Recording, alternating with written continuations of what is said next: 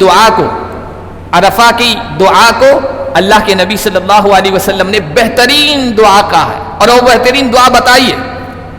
حضور نے فرمایا، ترمذی شریف کی روایت ہے، خیر الدعاء دعاء یوم عرفہ، سب سے بہترین دعا عرفہ کے دن کی دعا ہے۔ شب برات کی جو فضیلت آئی ہے، یہ چوتھی قسم کی احادیث سے آئی ہے، جو چوتھے درجے کی ہے، اور ان دنوں کی جو عظمت و فضیلت کی احادیث آئی ہے نا، وہ اعلیٰ درجے کی ہے، بخاری شریف میں بھی آئی۔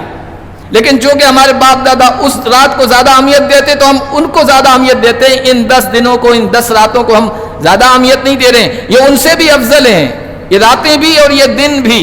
اسی طرح معراج کی رات کو اور معراج کے دن کے روزے کو ہم اہمیت دیتے ہیں، حالانکہ معراج کی رات کے سلسلے میں اول تو طے نہیں ہے کون سی تاریخ ہے، کون سا مہینہ، اختلاف ہے، اور پھر اس رات کے سلسلے میں، فضیلت کے سلسلے میں نہ قرآن میں آیا ہے اور نہ حدیث میں آیا ہے، لیکن ان 10 دنوں کے سلسلے میں تو قرآن میں بھی آیا، اللہ نے قسمیں بھی کھائی ہے، حدیث میں بھی آیا ہے، حضور کا بھی عمل ہے، صحابہ کا بھی عمل ہے، اسلاف کا بھی عمل ہے، لیکن یہ دن کس طرح گزر جاتے ہیں ہمارے سامنے۔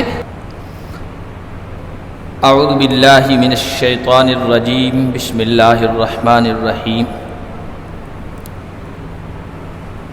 والفجر وليال عشر والشفع والوتر،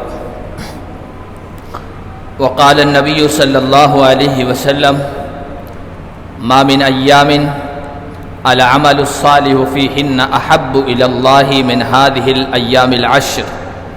فقالوا يا رسول الله ولا الجهاد في سبيل الله؟ فقال ولا الجهاد في سبيل الله إلا رجل خرج بنفسه وماله فلم يرجع من ذلك بالشيء، او کما قال النبی صلی اللہ علیہ وسلم۔ محترم بزرگوں اور عزیز دینی بھائیوں،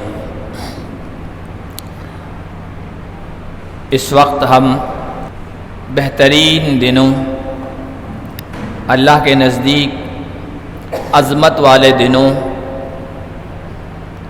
اور حسین اور خوبصورت دنوں سے گزر رہے۔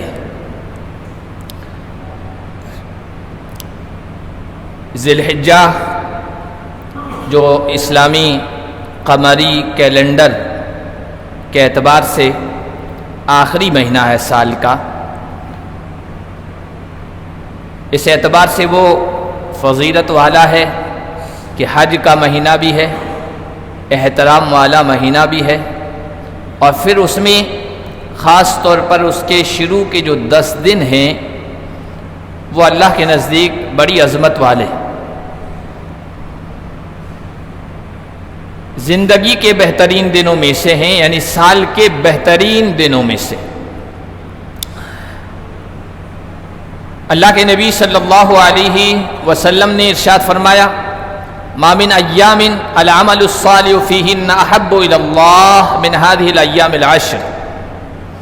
اللہ کے نزدیک کسی دن، سال کے کسی دن بھی کوئی بھی نیک عمل اتنا محبوب اور پسندیدہ نہیں ہے جتنا وہ عمل پسندیدہ ہے جو ان 10 دنوں میں انجام دیا جاتا ہے، جو عمل کیا جاتا ہے۔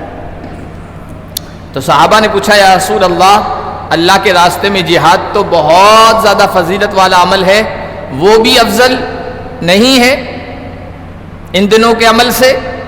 اللہ کے نبی نے کہا نہیں، ہاں جو آدمی اللہ کے راستے میں نکلا اور اپنی جان بھی قربان کر دی، مال بھی قربان کر دیا، سب کچھ لٹا دیا، واپس کچھ بھی لے کے نہیں آیا، اس کا عمل تو افضل ہے، باقی کوئی عمل ان دنوں میں کیے جانے والے عمل کا مقابلہ نہیں کر سکتا ہے۔ یہ فضیلت، یہ عظمت ان دنوں کو کیوں حاصل ہے؟ وجہ فضیلت کیا ہے؟ اس کی وجہ یہ ہے کہ اللہ تعالیٰ نے ان 10 دنوں کی قسم کھائی ہے، اور عظیم ذات، بڑی ذات کسی بڑی عظمت والی چیز ہی کی قسم کھا سکتی ہے، معمولی چیز کی نہیں۔ والفجر ولیال عشر، فجر کی قسم، 10 راتوں کی قسم۔ قرآن کے ماہر مفسر قرآن حضرت عبداللہ ابن عباس اس کی تفسیر میں بیان کرتے ہیں کہ یہ جو 10 راتوں کی قسم کھائی ہے، اس سے مراد یہ ذوالحجہ کی 10 راتیں، یعنی 10 دن ہیں، ان کی اللہ تعالیٰ نے قسم کھائی ہے.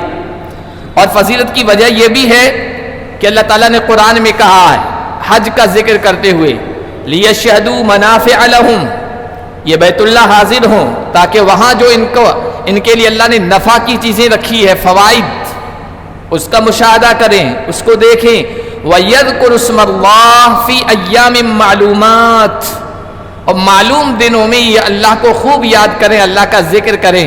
حضرت عبداللہ بن عباس ہی اس تفسیر کے بارے میں کہتے ہیں یہ ایام معلومات جو اللہ نے قرآن میں بیان فرمایا ہے اس سے یہی 10 دن مراد ہیں، یعنی عشرہ ذی الحجہ. عشرہ کا مطلب ہی ہوتا ہے 10 دن. تو ان کی فضیلت اللہ تعالیٰ نے قرآن میں بیان فرمائی ہے. اسی لیے ایک سلف سے پوچھا گیا، غالباً علامہ ابن تیمیہ رحمۃ اللہ علیہ بڑے پائے کا عالم گزرے ہیں، ان سے کسی نے پوچھا ایہما افضل، العشر الاوائل من ذی الحجہ او العشر الاواخر من شہر رمضان، رمضان کے آخری 10 دن افضل ہیں یا ذی الحجہ کے یہ شروع کے 10 دن افضل ہیں؟ تو انہوں نے کہا کہ دنوں کے اعتبار سے دیکھا جائے تو ذی الحجہ کے یہ 10 دن افضل ہیں رمضان کے آخری 10 دنوں سے بھی، اور راتوں کے اعتبار سے دیکھا جائے تو پھر رمضان کے آخری 10 دنوں کی جو راتیں ہیں وہ افضل ہیں، کیونکہ ان میں شب قدر ہے. اور یہ دن افضل اس لیے ہیں کہ اس میں عرفہ کا دن ہے، اس لیے یہ دن رمضان کے آخری عشرے کے دن سے بھی افضل ہیں. عرفہ کے دن کی فضیلت ہے. اسی لیے بعض حضرات نے کہا کہ اگر ان 10 دنوں میں کوئی اور فضیلت کی چیز نہ ہوتی، صرف عرفہ کا دن ہوتا تو ان دنوں کے شرف کے لیے، ان کی عظمت کے لیے، ان کی بڑائی کے لیے یہی کافی تھا کہ ان 10 دنوں میں عرفہ کا دن آتا ہے، یعنی 9 تاریخ والا دن. اور ان دنوں کی فضیلت اس وجہ سے بھی ہے کہ عرفہ کے دن کے بارے ہی میں اللہ تعالیٰ نے فرمایا ہے الیوم اکملت لکم دینکم واتممت علیکم نعمتی ورضیت لکم الاسلام دینا، آج میں نے تمہارے لیے تمہارا دین مکمل کر دیا ہے. وہ دین جس کے لیے محنت کی آدم نے، شیس نے، ادریس نے، نوح نے، ابراہیم نے، اسماعیل نے قربانی دی، موسیٰ نے دی، داؤد نے دی، سلیمان نے دی، عیسیٰ تک تمام نبیوں نے اس دین کے غلبے کے لیے قربانی دی ہے. لیکن اللہ نے کسی کے بارے میں یہ نہیں کہا کسی نبی کو کہ میں نے تمہارے لیے تمہارا اب یہ دین مکمل کر دیا ہے. لیکن جب اس دین کے ساتھ محمد عربی صلی اللہ علیہ وسلم کی قربانی، جد و جہد اور کوشش لگ گئی تو اللہ تعالیٰ نے اعلان فرما دیا اب یہ دین میں نے مکمل کر دیا ہے. یہ عرفہ کے دن میں ہوا ہے جو ان 10 دنوں میں آتا ہے. اسی لیے بخاری شریف کی روایت ہے اللہ کے نبی صلی اللہ علیہ وسلم پر یہ آیت اتری ہے نا، عرفہ کے دن اتری ہے. حضرت عمر ابن خطاب رضی اللہ تعالی عنہ کے پاس ایک یہودی آیا اور آ کر کہنے لگا یا امیر المؤمنین آیت تقرؤونہا فی کتابکم لو علینا معشر الیہودی نزلت لاتخذنا ذلک اليوم عیدا. امیر المؤمنین آپ کی کتاب میں ایک آیت ہے جس کو آپ لوگ خوب تلاوت کرتے ہو، پڑھتے ہو، اگر ہم یہودیوں پر وہ آیت اترتی تو اس دن کے اترنے کو، جس دن یہ آیت اتری ہے اس دن کو ہم عید منا لیتے، جشن منا لیتے. حضرت عمر کو سب پتا تھا، حضرت عمر کا ذہن چلا گیا تھا اس آیت کی طرف، لیکن جان بوجھ کے پوچھا کون سی ہے وہ آیت، بتاؤ تو ذرا. تو وہ کہنے لگا الیوم اکملت لکم دینکم واتممت علیکم نعمتی ورضیت لکم الاسلام دینا، آج میں نے تمہارے لیے تمہارا دین مکمل کر دیا ہے، نعمت تام کر دی ہے، پوری کر دی ہے، مکمل کر دی ہے، اور اسلام کو تمہارے لیے دین کے طور پر پسند کر لیا ہے.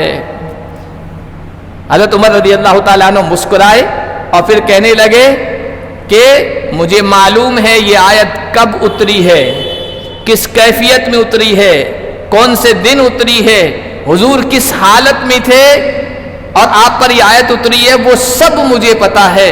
وہ عرفہ کا دن تھا، حضور اونٹنی پہ سوار تھے، میدان عرفات میں تھے اور یہ آیت اتری ہے.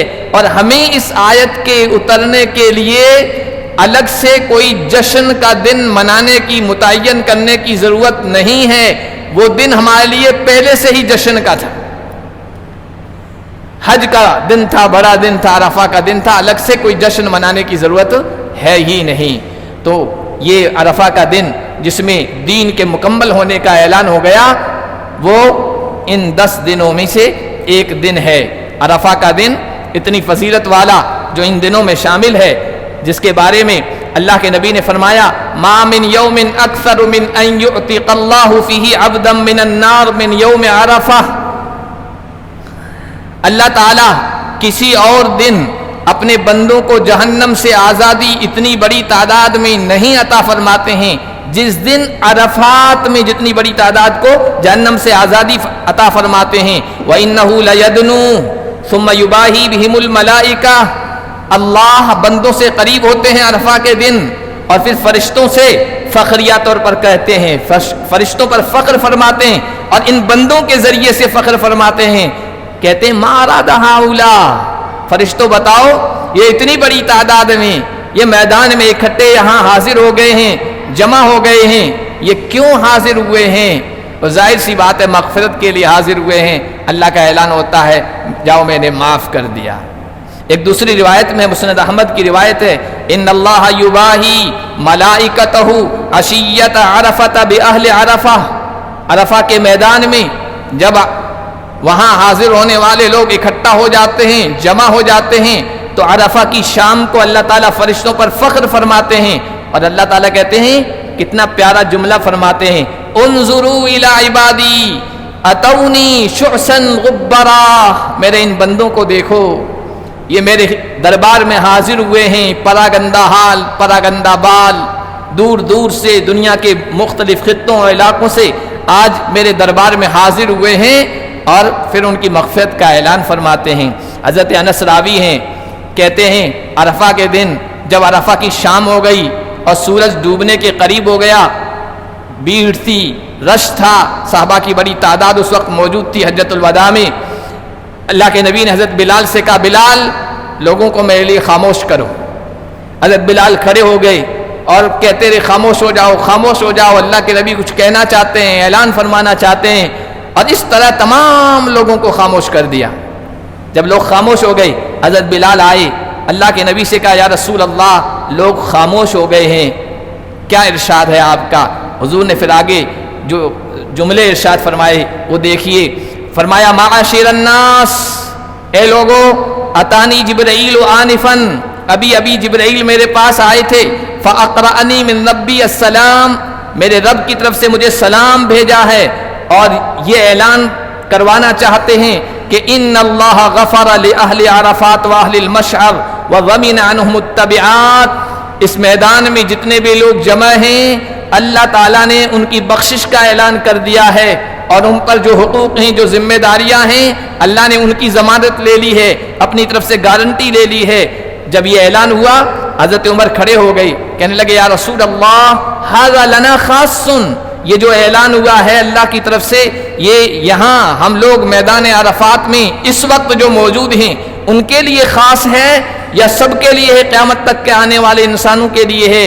حضور نے فرمایا ھذا لکم، یہ اللہ کا خصوصی اعلان تمہارے لیے بھی ہے. وَلِمَنْ أَتَى بَعْدَكُمْ إِلَى يَوْمِ الْقِيَامَةِ، قیامت تک تمہارے بعد جتنے بھی لوگ آتے رہیں گے اللہ کا یہ اعلان خصوصی ان کے لیے بھی ہے.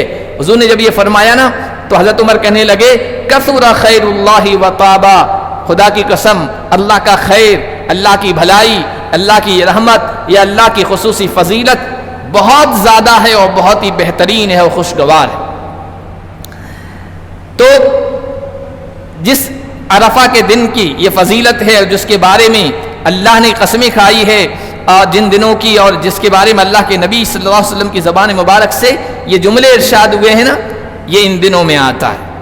اور پھر اس دن کے روزوں کے بارے میں اللہ کے نبی صلی اللہ علیہ وسلم نے بیان فرمایا احتسب علی اللہ ان یکفی السنۃ التي قبلہ والسنۃ التي بعدہ. عرفہ یعنی 9 تاریخ کا ایک دن کا روزہ مجھے اللہ کی ذات سے امید ہے کہ 2 سالوں کے گناہ معاف فرما دے گا، ایک گزشتہ اور ایک آئندہ. اب آئندہ گناہ ہوئے ہی نہیں آپ کہیں گے تو معاف کیسے ہوئے؟ تو علماء نے کہا کہ اللہ اس کی برکت سے آئندہ بڑے بڑے گناہ جن پر توبہ ضروری ہو جاتی ہے، ایسے گناہ سے آپ کو بچا دے گا، ایسے گناہ کرنے کا موقع ہی آپ کو عنایت نہیں فرمائے گا، موقع ہی نہیں دے گا۔ تو 2 سال کے گناہ معاف ہو رہے ہیں، یہ عرفہ کی روزے کی فضیلت اور اس کی دعا کو، عرفہ کی دعا کو اللہ کے نبی صلی اللہ علیہ وسلم نے بہترین دعا کہا ہے، اور وہ بہترین دعا بتائیے۔ حضور نے فرمایا، ترمذی شریف کی روایت ہے، خیر الدعاء دعاء یوم عرفہ، سب سے بہترین دعا عرفہ کے دن کی دعا ہے۔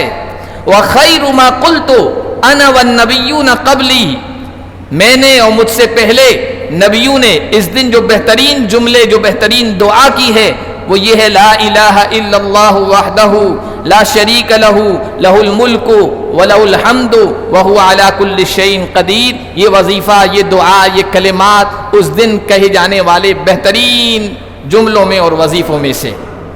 اور پھر ہمارے اسلاف کو دیکھیں، صحابہ کو، تابعین کو عرفات کے میدان میں یا عرفہ کے دن جو دعائیں مانگا کرتے تھے، وہ ہمیں تحقیق کرنی چاہیے، معلوم کرنا چاہیے اور ان کو مانگنا چاہیے۔ بہترین بہترین دعائیں ہیں۔ بعض اسلاف کے بارے میں آیا، حضرت عبداللہ ابن عمر رضی اللہ تعالیٰ عنہ وغیرہ کے بارے میں، چونکہ حدیث میں آیا عرفہ کے دن سب سے زیادہ اللہ جہنم سے آزادی عطا فرماتے ہیں اپنے بندوں کو، تو ان کی دعاؤں میں جہاں اور دعائیں تھیں نا، وہ ایک یہ تھی، اللہم اعتق رقبتی من النار، اے اللہ جہنم سے میری گردن کو بھی آزاد فرما دے۔ اور پھر رزق کی بھی دعا کیا کرتے تھے، اللہ مجھے کشادہ پاکیزہ رزق بھی عطا فرما دے۔ جو بھی آپ مانگ سکتے ہیں اللہ سے، یہ کلمات، یہ دعائیں بھی مانگیں، اس کے علاوہ آپ اپنی زبان میں جو مانگ سکتے ہیں، اس دن کو دعاؤں کا دن بنا لیں۔ سب سے بہترین دعا حضور نے فرمایا عرفہ کے دن کی ہے، تو یہ بھی ان 10 دنوں میں سے ایک دن یہ آ رہا ہے۔ اور پھر اللہ کے نبی صلی اللہ علیہ وسلم سے یہ بھی منقول ہے، صحیح روایت ہے ابو داؤد شریف میں، کہ اللہ کے نبی صلی اللہ علیہ وسلم یہ 9 دن جو ہیں ذی الحجہ کے، کیونکہ 10واں دن تو عید کا دن ہے، عید کے دن روزہ رکھنا حرام ہے، تو کانا یصوم التسع من ذی الحجہ، ذی الحجہ کے شروع کے 9 دنوں کے روزے اللہ کے نبی صلی اللہ علیہ وسلم رکھا کرتے تھے۔ تو کیوں رکھا کرتے تھے؟ ان دنوں کی فضیلت آپ صلی اللہ علیہ وسلم کے سامنے تھی، عظمت آپ کے سامنے تھی، اور آپ نے ہی فرمایا تھا کہ ان میں جو عمل کیا جاتا ہے اللہ کو سب سے زیادہ محبوب اور پسندیدہ ہے۔ اب یہ ہے کہ یہ جو عشرہ ہمیں ملا ہوا ہے، آج دوسرا دن ہے، دوسری تاریخ ہے، اس عشرے میں ہم کیا کریں کیا نہ کریں، کون سے اعمال انجام دینا چاہیے، کون سے کام کرنا چاہیے، تو سب سے پہلی جو چیز ہے وہ یہ ہے کہ کیا نہیں کرنا چاہیے وہ پہلے رکھنا چاہیے۔ عربی میں ہے کہ دفع المضرہ، مضرت اور نقصان کو دفع کرنا، اس سے بچنا، یہ نفع اور فائدے کو لانے سے زیادہ بہتر ہے، یہ ایک عام قاعدہ ہے۔ تو نقصان پہنچانے والے اعمال سے بچنا چاہیے، خاص طور پر ان دنوں میں، یعنی گناہ والے اعمال سے، حرام کردہ جو اللہ اور اس کے رسول کی طرف سے حرام کردہ جو چیزیں ہیں، جو اعمال ہیں، ان چیزوں سے ان دنوں میں بچنا چاہیے۔ علماء نے بڑی عجیب بات لکھی ہے اور بالکل مجرب ہے، تجربہ کی ہوئی ہے، کہ جو آدمی ان عظمت والے دنوں میں گناہوں سے بچ جائے گا، اللہ تعالیٰ دن کے سال کے باقی دنوں میں بھی اسے گناہوں سے بچنے کی کچھ نہ کچھ توفیق دے دے گا۔ اور جو عظمت والے دنوں میں، عظمت والی راتوں میں بھی گناہوں سے نہیں بچتا ہے نا، پھر سال کے باقی دنوں اور راتوں میں اس کے لیے گناہوں سے بچنا بہت مشکل ہو جاتا ہے۔ تو سب سے پہلے یہ ہے کہ حرام کاموں کو چھوڑ دیں، گناہ کو چھوڑ دیں، سچی پکی توبہ کے ذریعے سے ان دنوں کا استقبال کریں اور پھر ان دنوں کو گزاریں۔ ہم ظاہری صفائی کا تو خیال رکھتے ہیں، جیسے آج جمعہ کا دن ہے، نہا کے آئے ہیں، بہترین جو کپڑا ہمارے پاس ہے اس کو پہن کے آئے ہیں، جسم کو دھل لیا ہے، کپڑوں کو دھل لیا ہے، لیکن جو اندر دھلنا چاہیے وہ نہیں ہوتا ہے۔ حالانکہ اصل مقصود وہی ہے کہ ہمارا دل پاک صاف ہو جائے، گناہوں سے، نافرمانی سے اور معصیت سے پاک ہو جائے، اندر کا میل کچیل نکل جائے، اور اندر کا میل کچیل جو نکلتا ہے نا، وہ سچی پکی توبہ سے، توبہ صادقہ سے، توبہ نصوح سے، پکی سچی توبہ سے یہ اندر کا میل کچیل نکلتا ہے۔ تو ان دنوں میں ہم اللہ تبارک و تعالیٰ سے پکی سچی توبہ کر لیں کہ ہم گناہوں سے قریب نہیں جائیں گے، گناہوں کے قریب نہیں جائیں گے۔ گناہوں میں پھر دیکھیں تو درجہ بندی ہے۔ سب سے پہلے آپ نماز چھوڑنے سے بچ جائیں، عزم کر لیں کہ جو باقی دن ہیں اس عشرے کے ان میں ہم نماز کو نہیں چھوڑیں گے. جو صحیح وقت ہے، افضل وقت ہے نماز کا، اس میں پابندی سے اس کو ادا کریں گے.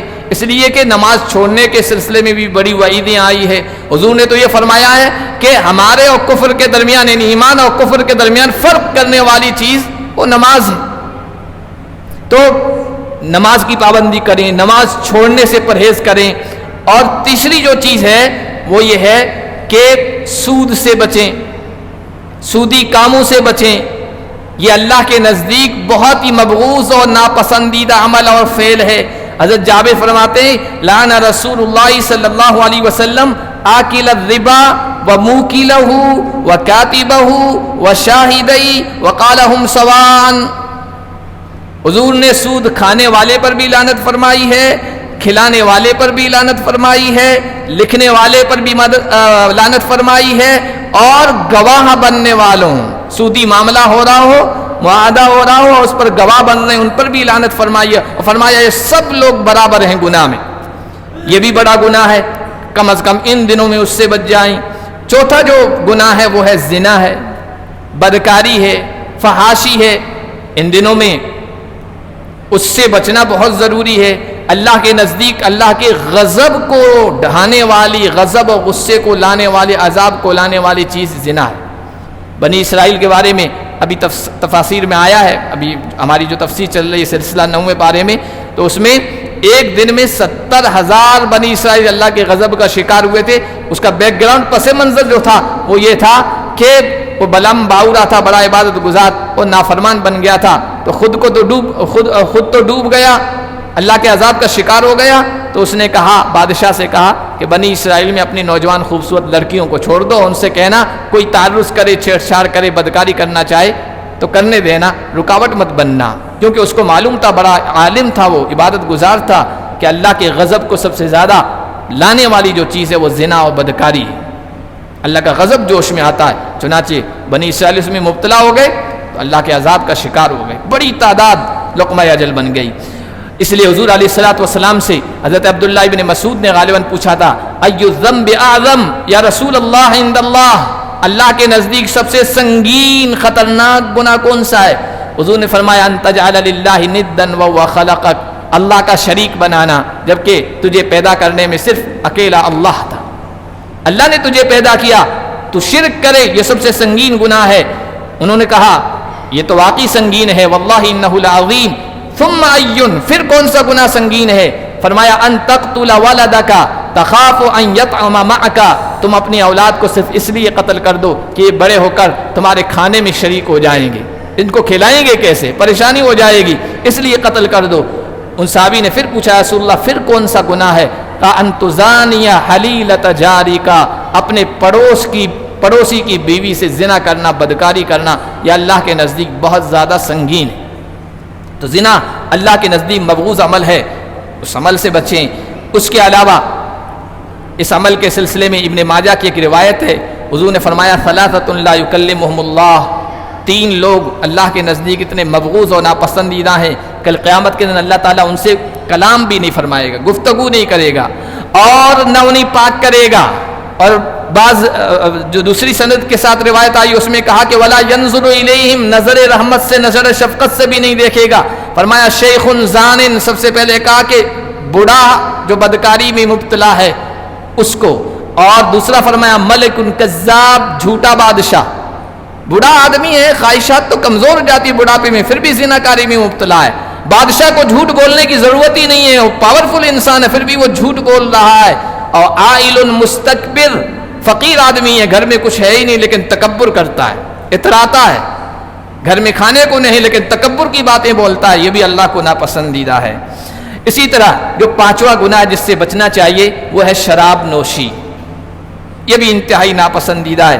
حضور نے فرمایا، حضرت ابو درداء کہتے ہیں اوصانی خلیلی، میرے دوست نے مجھے تاکید کی تھی، لا تشرب الخمر فانها مفتاح كل شر، شراب مت پینا، شراب کے قریب بھی مت جانا، ہر برائی کی جڑ شراب نوشی ہے، ہر برائی کی جڑ شراب نوشی ہے. تو یہ بڑے بڑے سنگین گناہ جو میں نے بتایا ہے ان کے قریب نہیں جانا ہے.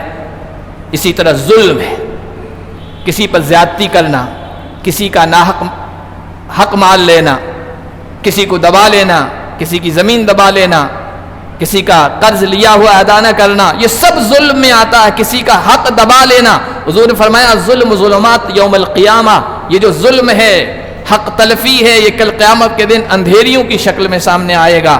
اور فرمایا من ظلم من الارض شیئا طوقہ من سبع ارضین، اگر کوئی کسی کی زمین جو ہے نا ذرہ برابر بھی قبضہ کر لے گا، ظلمن لے لے گا نا، 7 زمینیں جو ہے نا وہ ہار بنا کر اس کے گلے میں ڈال دی جائے گی، کوئی معمولی کام۔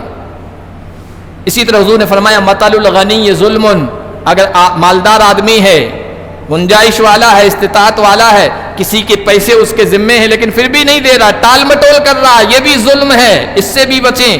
اسی طرح جھوٹی قسم کھا رہا ہے کسی چیز کے سلسلے میں، کوئی چیز ہڑپ کرنے کے سلسلے میں، یہ بھی بڑا ظلم ہے، اس سے بھی بچیں ان دنوں میں، ان بابرکت دنوں میں۔ حضور نے فرمایا من اقتطع من حق امرئ مسلم، جو کسی مسلمان کا حق جھوٹی قسم کے ذریعے سے ناحق دبا لے گا، ناحق چھین لے گا، تو اللہ تعالیٰ اس پر جنت کو حرام اور جہنم کو واجب کر دے گا۔ ایک صحابی نے کہا رسول اللہ اگرچہ معمولی چیز ہو، حضور نے فرمایا ولو قضیبا من اراک، معمولی اتنی کہ مسواک کی ڈنڈی ہو، مسواک پیلو کی مسواک ہو جو معمولی ہوتی ہے، اتنی بھی ہو نا، تو اس کے لیے یہ سزا ہے۔ تو یہ گناہ کے کام ہیں اور ان میں بڑے سنگین جو ہیں وہ میں نے بتائے، ہر گناہ کے کام سے ان دنوں میں بچنے کی کوشش کریں۔ پھر معاملہ آتا ہے کرنے کے کام، کرنے کے کاموں میں کیا کریں ان دنوں میں؟ زیادہ سے زیادہ اللہ کا ذکر کریں۔ حدیث میں آیا حضور نے فرمایا کہ یہ دن اللہ کے نزدیک سب سے زیادہ عظمت والے ہیں، محبوب ہیں، پسندیدہ ہیں۔ اور پھر آپ نے فرمایا فَأَكْثِرُوا فِيهِنَّ مِنَ التَّهْلِيلِ وَالتَّكْبِيرِ وَالتَّحْمِيدِ، ان دنوں میں تحلیل لا الہ الا اللہ خوب پڑھو، تکبیر یعنی اللہ اکبر خوب پڑھو، الحمدللہ خوب کہو، یہ ان دنوں میں خوب کرنا چاہیے۔ اٹھتے بیٹھتے چلتے پھرتے ان کلمات کا ورد کریں، آسان ہر ایک کو یاد ہیں، لا الہ الا اللہ، اللہ اکبر، الحمدللہ یا وللہ الحمد، یہ جملے بولتے رہیں۔ اور قرآن بھی ذکر ہے، قرآن کی تلاوت بھی ذکر ہے، قرآن کی تلاوت کی پابندی کریں۔ اگر کوئی آدمی ہمت کر لے تو 10 دنوں میں ایک قرآن پورا پڑھ سکتا ہے، روزانہ 3 پارے پڑھ لے۔ قرآن کی تلاوت ایسی تجارت ہے، ایسا بیوپار ہے، حضور نے فرمایا اس میں نفع ہی نفع ہے، نقصان نہیں ہے، تجارت لن تبور، یہ ایسی تجارت ہے جس میں گھاٹا نہیں۔ ان دنوں میں جبکہ نیکیوں کا بھاؤ اور نیکیوں کی ریٹ بڑھا دی جاتی ہے، قرآن کی تلاوت کی پابندی کریں۔ اور تیسرا جو عمل ہے وہ ہے روزہ رکھنا۔ میں نے ابھی بتایا حضور شروع کے 9 دن کے روزہ رکھا کرتے تھے، عرفہ کے دن کی تو خاص طور پر فضیلت آئی ہے، اگر ہو سکے تو پیر اور جمعرات کو رکھ لیں۔ حضور علیہ السلام ہر ہفتے ان دنوں کو روزہ رکھنے کو پسند کرتے تھے۔ ان دنوں میں ہمارے اعمال بھی اللہ کی بارگاہ میں اٹھائے جاتے ہیں، 9 دن رکھ لیں تو بہت بہتر ہے، ورنہ ان دنوں میں رکھ لیں، اور عرفہ کے دن کے روزے تو رکھنے کی فکر کریں، اس کا اہتمام کریں، اور پورے عشرے کو عبادت کا عشرہ بنا دیں، اہتمام کے ساتھ نیک اعمال کریں۔ حضرت سعید بن جبیر کے بارے میں آتا ہے وہ اس عشرے کو خوب عبادت کرتے تھے، اتنی عبادت کرتے تھے، اپنے آپ کو اتنا تھکاتے تھے کہ دیکھنے والوں کو محسوس ہوتا تھا کہ اب آگے کوئی نیک عمل نہیں کر سکیں گے، اتنے تھک گئے ہیں، لیکن پھر بھی اجتہاد کرتے تھے، محنت کرتے تھے ان دنوں میں، اور کہا کرتے تھے لا تطفئوا سرجکم لیالی العشر، اے لوگو ان 10 دنوں کی راتوں میں اپنے چراغوں کو نہ بجھاؤ، عبادت میں لگاؤ۔ اور ابو عثمان النہدی کہتے ہیں کانوا یعظمون 3 عشرات، ہمارے جو اسلاف تھے، بزرگان دین تھے، وہ 3 عشروں کی بڑی تعظیم کیا کرتے تھے، 10 دنوں کی۔